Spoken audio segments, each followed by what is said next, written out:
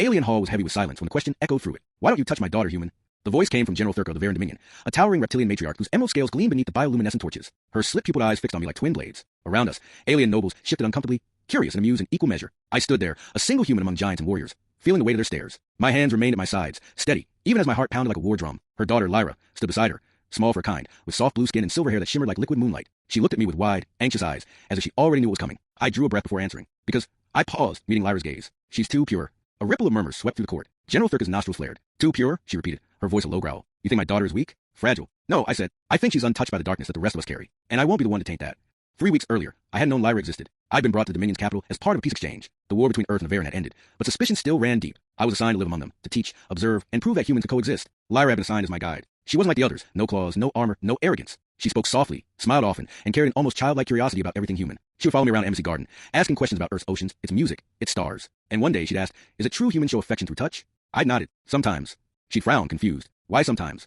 Because touch means different things. I explained. Comfort, care, desire, love. It depends on what your heart means by it. She'd stared at her hands then, as if afraid to use them wrong. After that, she stopped getting close. She'd still smile at me from across the room, but there was always a few steps of space between us. I thought it was for the best. Until the rumors began. The nobles whispered that Lyra had been rejected by her human companion. Some called it an insult to her honor. Others suggested I was hiding disdain for her kind. In Varan culture, when two beings were paired under exchange, physical contact wasn't forbidden. It was encouraged. It was meant to symbolize unity between species. A gentle touch, a shared embrace, those were gestures of trust. But I hadn't touched her, not once, and that, apparently, was scandalous. So when the general summoned me to the Great Hall that evening, I already knew the subject. But I didn't expect Lyra to be there too, standing at her mother's side, trembling slightly, eyes pleading with me not to speak carelessly. General Thurka leaned forward on a throne of carved obsidian. You've lived under my roof, eaten our food, spoken with my kin, she said, and yet you treat my daughter as if she's a specter. Are humans incapable of affection? Or do you think her unworthy?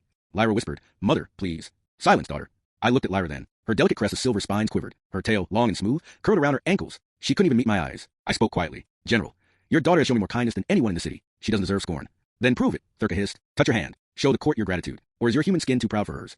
All eyes turned to me. I could have done it. One touch, one small gesture, and the tension would vanish. But instead, I stood still. No. The gasps were immediate. Even Lyra flinched. Thurka's tail slammed against the marble floor, the sound cracking like thunder. No. That's right. I looked her in the eye. Because she's too pure. The court fell silent again. The phrase didn't mean the same thing to them. It wasn't part of their culture. So I explained. Your people live by power. I said. You conquer. You dominate. You take what you want. But your daughter, she's different. She doesn't see me as prey or prize. She sees me as equal. She's curious, gentle. Her heart hasn't learned cruelty yet. I turned toward Lyra. If I touched her, if I made her feel something I couldn't return, it would stain that purity. I'd rather let the universe keep her light unbroken.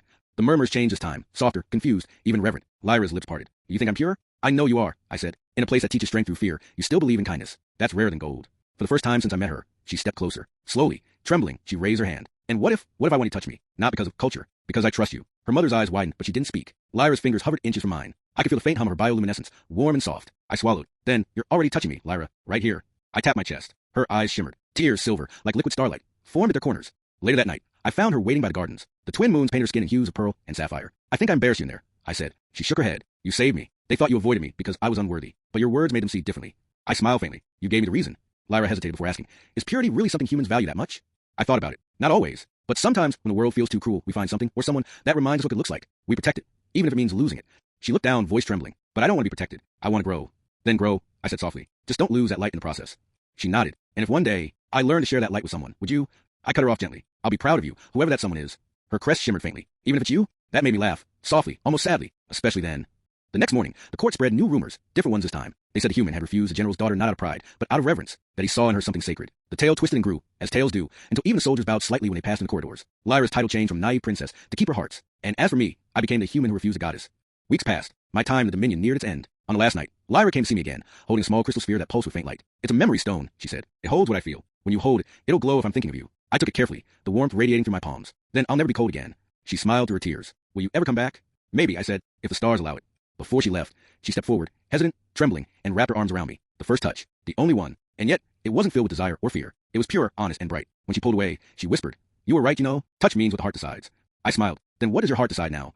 She looked up at me with those moonlit eyes. That purity doesn't mean staying untouched. It means never losing the reason you care. Then she was gone, leaving the scent of starlight in the air. Years later, when Earth and Varan finally became true allies, I would often look up at the night sky and see the faint glimmer of her world. The crystal she gave me still sat on my desk, glowing gently at random hours. And every time it did, I'd whisper the same words I'd said that day in hall. She's too pure. But this time it wasn't a warning. It was a promise.